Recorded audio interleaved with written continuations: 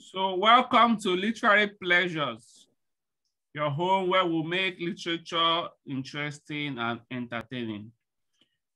Today, I'll be having as my guest, Winter Fox, and we'll be discussing his book, Flight of the Wren. So Winter Fox, you're welcome. Thank you, David. It's so nice to be with you today. Yeah. So author Winter Fox has been writing for a long time. When I went through his website, I noticed that he is a prolific writer. He has lots of novels he has written. He lives at the Mount Desert Island, New South Wales Harbor, Maine. And while we are discussing, he told me that he has a lot of hobbies, some of which include playing Scrabble, hiking, gardening, boating, and also cooking. Talk about cooking. What's your favorite dish, Winter? Well, I like to try new things. Every year I try a few new dishes so that we change it up, you know? We have a few different things. Right now, I am really loving making Chinese wontons and dumplings. And we make a wonton soup. Yeah, I would love to. Do you have Chinese food? No, I've never tasted Chinese food. I'd like to do that. Maybe one day I'll come and test yours. Okay, it's wonderful to make wontons. There are so many ingredients. Oh my goodness, I've never cooked anything with so many ingredients in it. Okay. Winter Fox Day involves working at a day job, writing, and narrating his audiobooks. Now, let me give you a summary of his novel, The Flight of the Wren. But before I do that, I'd like to tell you that the author has promised to give away 10 copies of his novel, Flight of the Wren. So I will encourage you to watch. Yeah, that's the novel. He's showing it to us. So I'll encourage you to watch the interview down to the end so you see how you can get this novel. Now, let me give you the summary of the novel. The novel is the flagship of a series of novels set in the Vikings age. It's an adventure series. It's also a historical fiction and also a fantasy novel. It is an adventure through the breadth of Scandinavia in the Viking age. The main protagonist in this novel is a young girl called Hilja.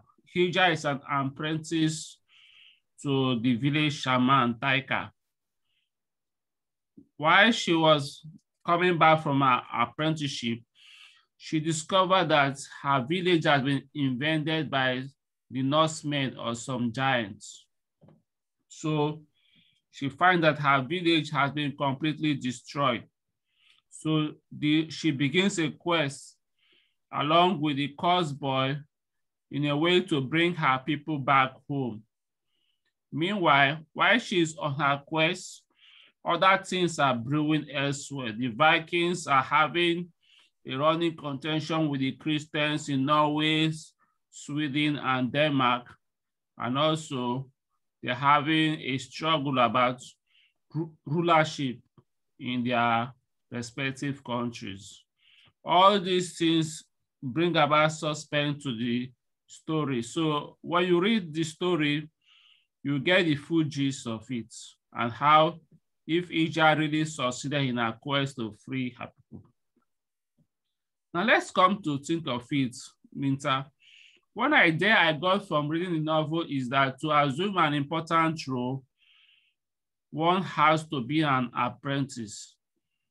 We saw that when Hilja had to be, when Hilja had to be an apprentice to Taika, the village shaman, and also Canute had to be an apprentice to Thorkel the Thor while he was being trained to be a ruler. Now, in the Viking age, what importance does being an apprentice have, or Is this just something from your fantasy? Okay, so back in the year 1000 AD, there are no schools. In fact, very few people in Scandinavia are literate. They cannot read or write. And since there are no schools, in order to learn one's trade, in order to learn how to be effective in the world, one has to be an apprentice to a mentor. So for Hilja, in order to learn how to be a shaman, she goes to live with the village shaman for 6 or 7 years. And she learns everything about healing and plant medicine. And then in the fantasy aspect of the novel, she also learns how to speak with birds and animals. And shamanism is very broad across the globe. And one of the very common things in shamanism all around the world is the ability to communicate with the natural world, including the birds and animals, and even trees and plants. And for Canute, he is trying to learn how to be an effective ruler and a warrior. For the Vikings, the both things are very closely connected. And his mentor, Thorkel the Tall, is the chief warrior of all of the Vikings. He is feared all across Scandinavia. Okay. So since there are no schools, you have to start somewhere in order to learn how to move in the world. We have how many years of school to train us to be effective adults in the modern world. And then even if you want to be a doctor, you have to have an internship, which is basically apprenticeship in a hospital. I wish there were such things for writers, for authors too. Yes, I do. We have apprenticeship.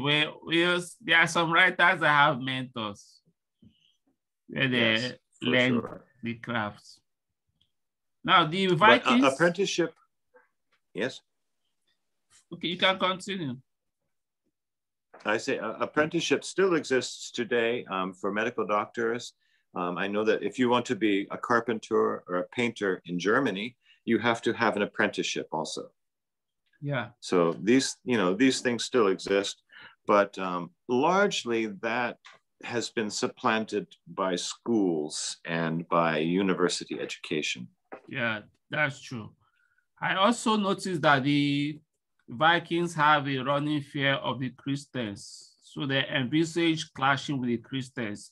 There was a clash between Thorkel the Tall, who is the Vikings champion, and Rorik the Sambala, who is the champion for the Christians. And Thorkel the Tall won that battle.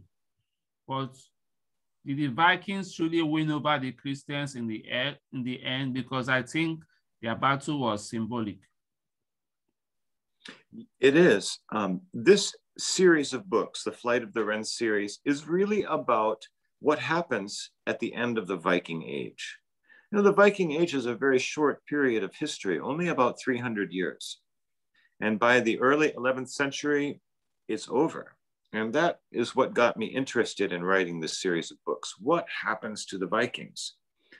So, in the 9th century, Charlemagne, the great leader Charlemagne, wages war all across Western Europe, in Spain and France and Germany, and wipes out all of the pagans. In the name of Christianity, he converts Europe for the Pope.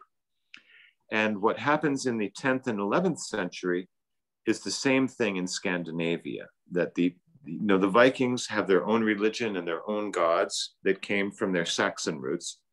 And soon Christianity will come and take over their culture. And so during the course of the series of books, we see how this happens to them. And you're right that, the Vikings do not, in fact, win long-term against the Christians. They are better fighters. And that is why they have such success in raiding Europe and raiding England and France and taking what they want from the coastal villages. But eventually, the Christians are very well organized and funded from Rome. And they begin to fight back. And start to take over in Norway. And by the time, Knut's father, Svein Forkbeard, is baptized by priests, and Knut himself is also baptized. And soon Christianity will take over all of Scandinavia. And that is one aspect of how the Viking Age comes to an end.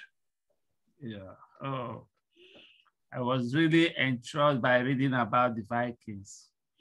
I love the way you portray them. They were made out to be titans. Now, let's talk. Yes, go ahead. Yeah, let's talk about Hilja. Hilja's transformation was that she would transform to a wren. But a wren is just a tiny, insignificant bird. I wonder why you choose that she be transformed to a wren.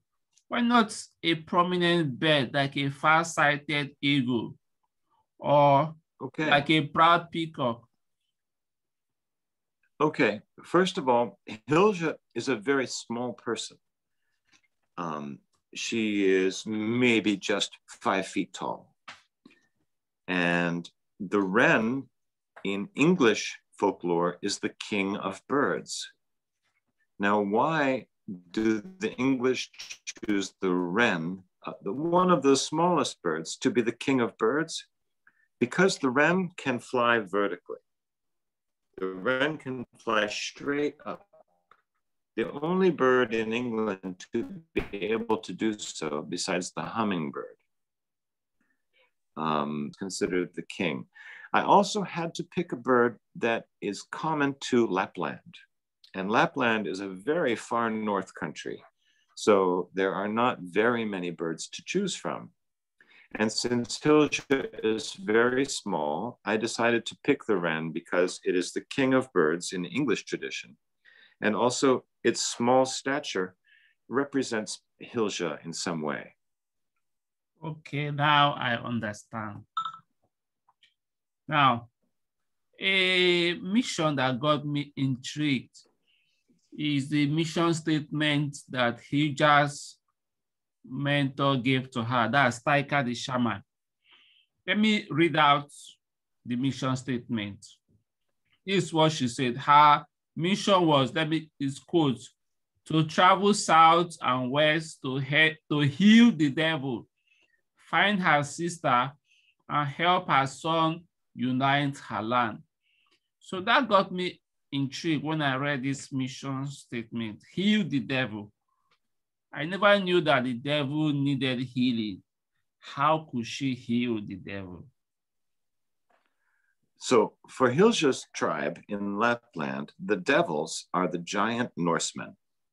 Okay. And in the very beginning of the book, Hilja's tribe is kidnapped by the Norsemen and taken away to become slaves. And then she goes on a vision quest. So this all happens while she's on a vision quest under the influence of hallucinogenic mushrooms. So she, in effect, she doesn't actually become a wren, but she believes that she becomes a wren in the underworld of her tribe's lore. So during her vision quest, she's told to go and heal the devil. And later at the end of the book, she goes to an island in Norway and finds that there the chieftain's son is sick and he cannot find a cure for the son. So Hilja arrives at this island and says, well, I am a trained healer. Maybe I can heal the son and I will give it a try. And in exchange, you can give back my people from my tribe. And so there on this island are some of her missing people. And she is able to discover through her vision quest with the sick boy that he was in fact a participant in the raid on her village. But because he has a conscience, this boy becomes very ill and sick to his soul because of the violence that he sees during the raid. And she is able to heal him by forgiving him. And therefore, she is able to free some of the people who are missing from her tribe and bring them back home. Later on, further in the series of the book, the other parts of the mission statement become more clear, but I don't want to give all of that away in case you want to read the book. Okay, yeah. You don't have to give all that away. Let the viewers read the book and they'll get it themselves. That's right. I noticed that there are a lot of characters in your novel, especially on the part of the Vikings. Yeah. Yes. I was wondering, how did you organize it? How did you organize all these characters? There, on the part of the Vikings, there were histories of the past, characters, histories of what happened, and all the characters were all coming together, but the plots still remained consistent. How did you do it? You know, I will be honest with you and say it took maybe 2 years of historical research and then 2 years of writing for me to produce the first book of the series.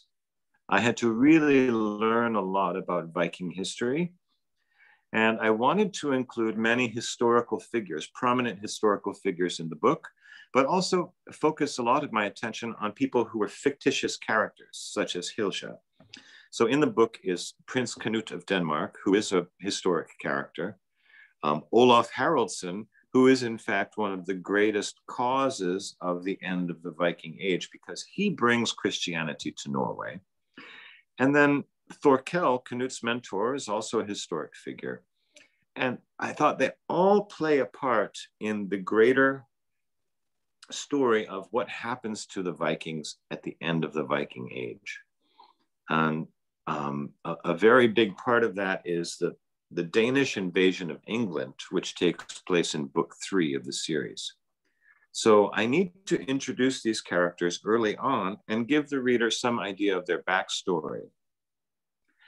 How do I organize all of them? Well, I will say that I definitely write with an outline. And many of the readers have mentioned, okay, there are a lot of characters and there are a lot of storylines. When do they all come together? And the answer is later. You have to wait. So you are introduced to quite a number of characters, and sometimes the reader's expectation is that the characters will meet and interact, and then there will be some resolution in every book. But that does not happen until several books into the series. Will be a series of 5 or 6 novels. So there is an outline, and some of that outline is based on the history of the Vikings, and other parts of the outline are based on where I want the plot to take you. Okay, that's interesting. So what's the message you want to put across to the reader in the novel? What's the message? Well, one of the big themes of the book is personal courage, and how, Hilja is a very small person, and she's not anything like a Viking warrior. And yet eventually we will see that her courage and her ability, her integrity, enables her to have a great effect on history. And so when anyone who really works hard and focuses on their mission and their future can be a key player in the history of the world. Okay, anyone who focuses on his or her mission can be a key player. That's good. That's nice. It's an encouraging mission. Encouraging I want to encourage my readers to think, maybe I can be a hero too. Maybe I can be important to people if I just continue and work hard and really don't give up my mission or my dream. Yes, that's true. I appreciate your aims and ambitions. Now let's discuss a little away from the book. What's your writing day like? Okay, well, I live on the coast of Maine, and here it is very cold in the winter. So I will say this, that during the spring and summer and fall, I mostly work in my day job, which is doing stonework and gardens. And I also will do my writing throughout that time of the year, but from about November until April, I am working full-time as a writer and publisher. So I will get up in the wintertime and I will make breakfast, and then I will begin writing. And I will write maybe between 5 and 10 pages a day. And during the meantime, I will be working in the household. I will maybe write for 3 or 4 hours, and then I will do some errands, maybe shopping and cooking and cleaning. And then back in the afternoon, I will sit down at my desk again and work on some publishing. So I have to buy advertisements on Amazon and Facebook for people to find my books. And I will be researching other venues to try and sell the books, which is really a very hard thing to do for an independent author. It's tricky to navigate self-publishing and figure out how to make the most effective use of my advertising. And then in the evenings, I pretty much am finished, and I will have supper with my wife, and we will sit down and relax until bedtime. But every day during the winter, I will try to put about 5 or 6 hours into my writing and publishing. And then this winter, I actually narrated 2 audiobooks, book 2 and book 3 of the Flight of the Wren series. And that takes a lot of time. You know, I will narrate maybe between 2 and 4 chapters a day.